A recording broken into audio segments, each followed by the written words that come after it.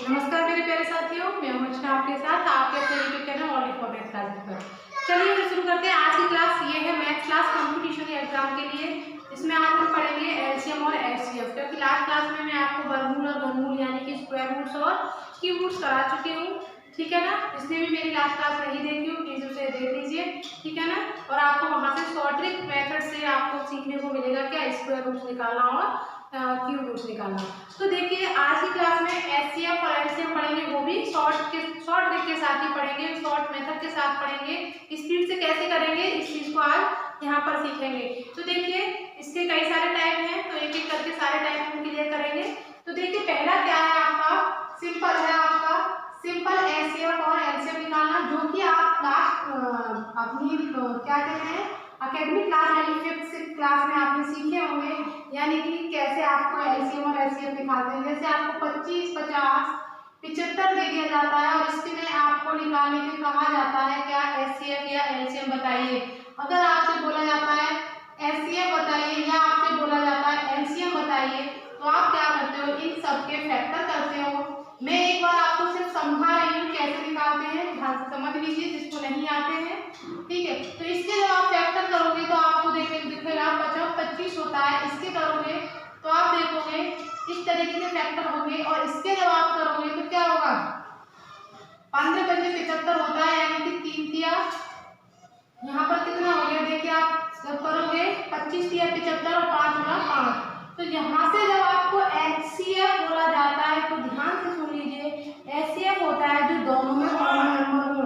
तो दोनों में आपने देखा यहाँ भी 2 बार 5 है, यहाँ भी 2 बार है, यहाँ भी 2 बार है, तो ये 5 दोनों बार लिख दिया जाएगा और मल्टीप्लाई कर दिया जाएगा। ये तो हो गया इन तीनों संख्याओं का एचसीएफ।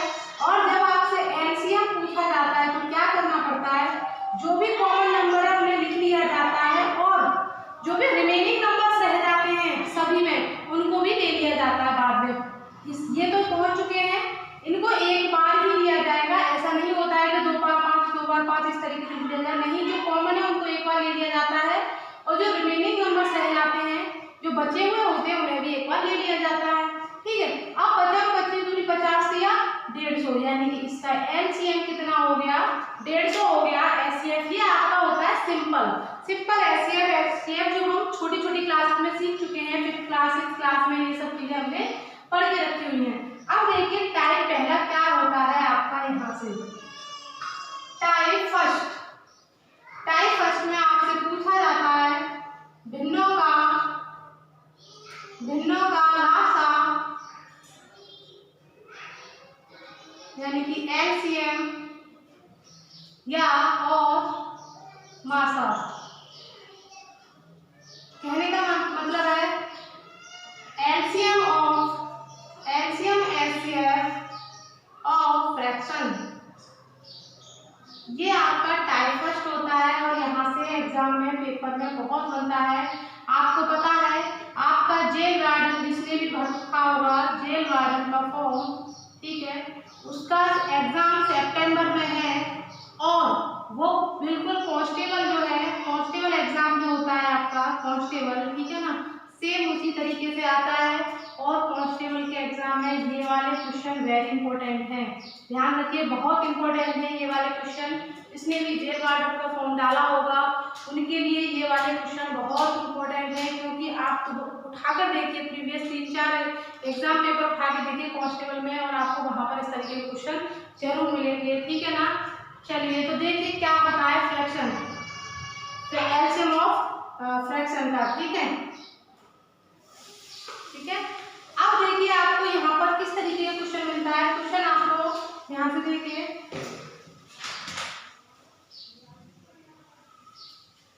2/9 2/9 4/9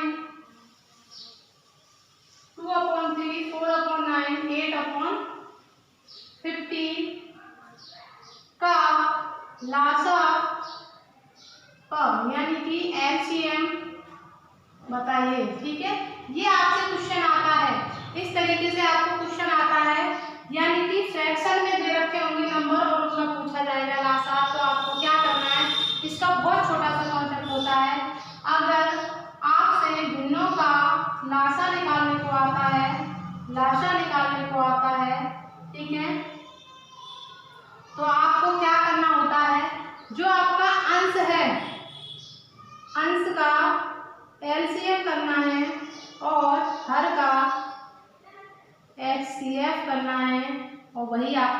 आंसर हो जाएगा। ध्यान से सुनिए मेरी बात, मैंने क्या बोली आपसे, मैंने ये बोला है अगर आपसे लासा पूछा जा रहा है तो आप ऊपर पहले लासा करोगे और नीचे मासा कर दोगे।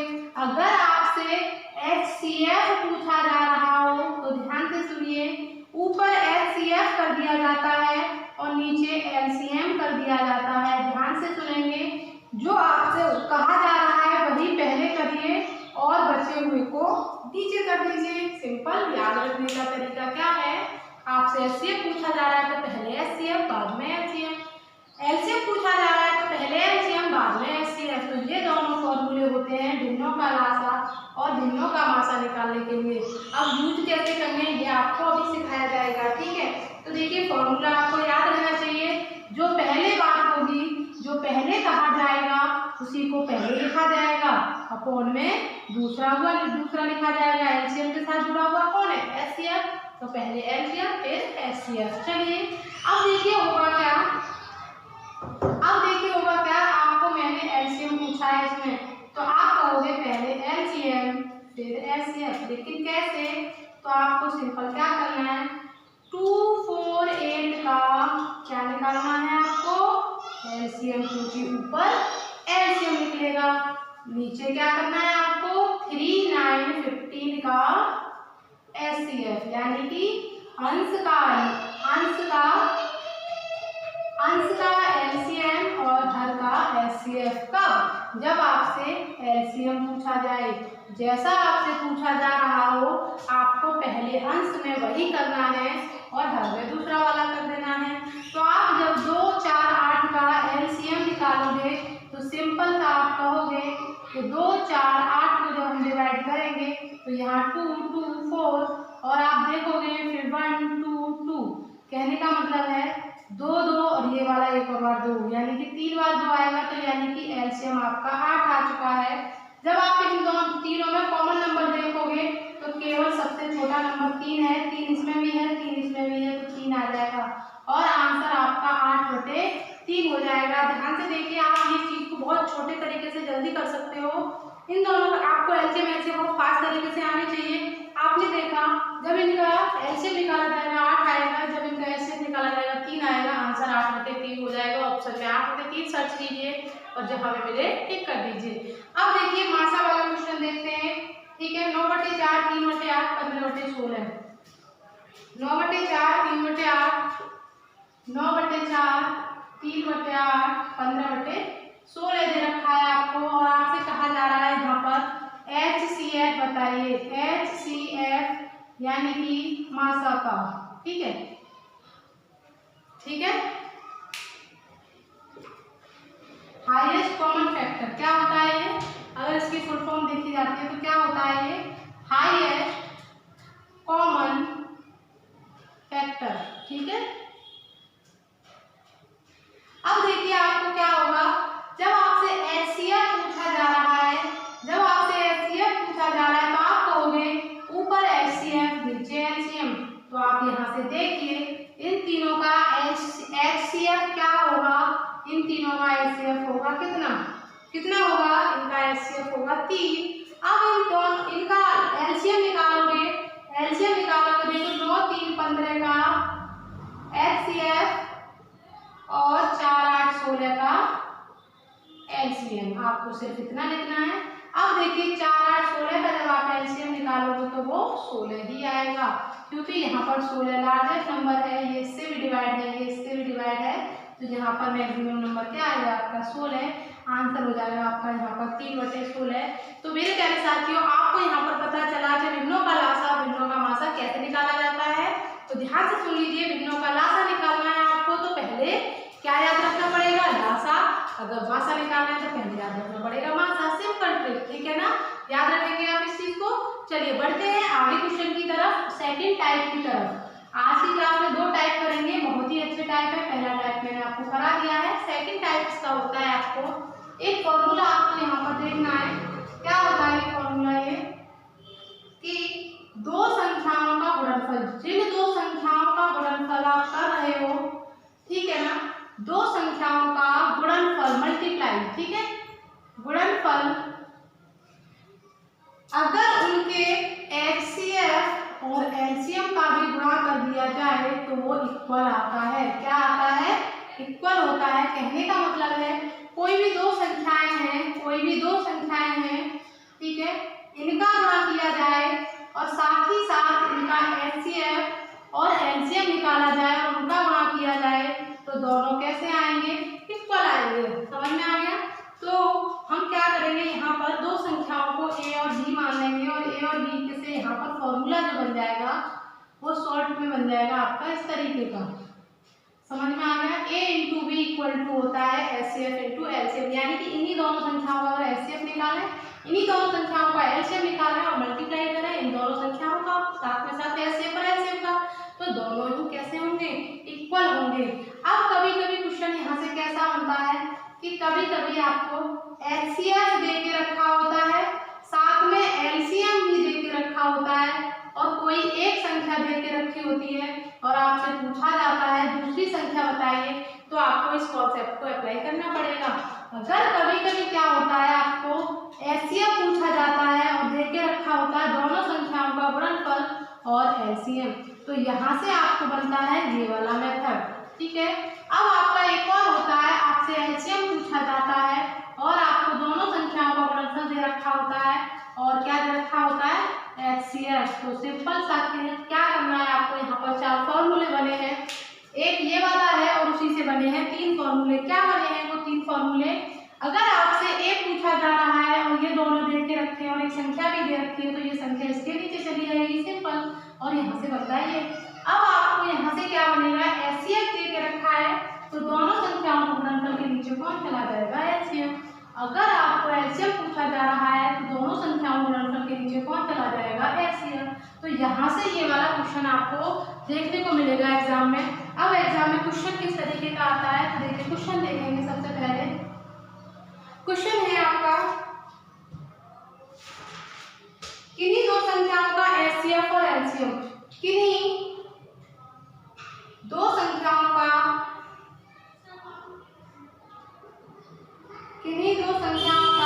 एचसीएफ और एलसीएम क्रमशः 30 और 2310 है, 2310 है। यदि एक संख्या कितनी है आपकी? 210 है। यदि एक संख्या 210 है तो दूसरी संख्या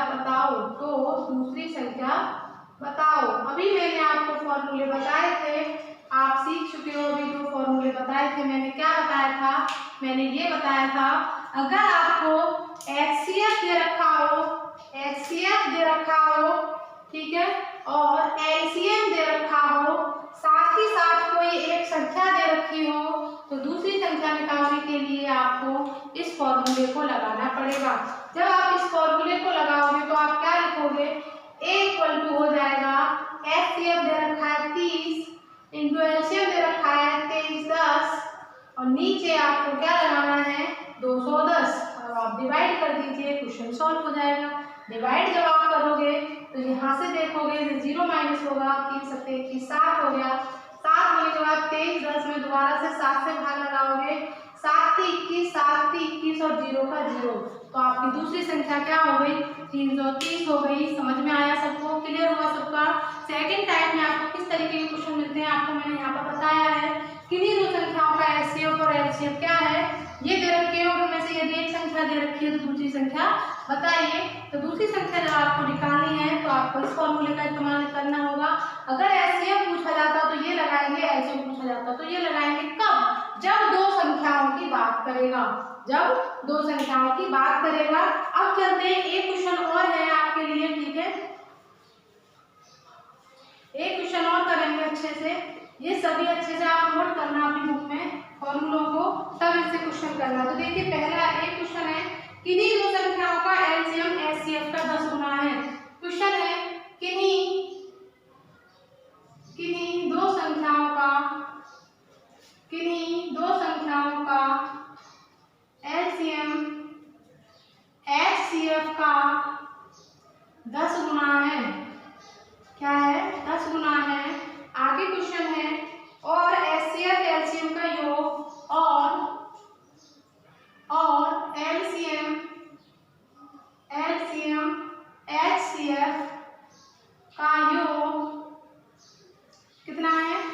143 है, यदि एक संख्या 20 है, 143 है, यदि एक संख्या 20 है तो दूसरी संख्या बताइए। तो दूसरी